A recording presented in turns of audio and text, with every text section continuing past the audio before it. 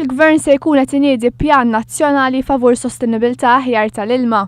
Dan ħabbru l-Ministru tal-Enerġija u Konservazzjoni tal-Ilma Konrad Mizzi.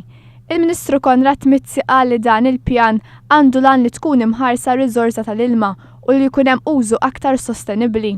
Il-ħsieb huwa li permezz dan il-pjan għall-Manager tal-ilma se jkollna pjan ta' xahar snin fejn il-Gvern preżenti u gvernijiet futuri jkunu jistgħu jiffukaw jassiguraw li f'pajjiżna jkollna l-ilma li huwa meħtieġ. Il-Ministru Konrad Mizzi qal li tfassil ta' dan il-pjan mistenni jsir b'numru ta' proposti u konsultazzjoni fosthom mal-Assoċjazzjoni Maltija tal-Ilma.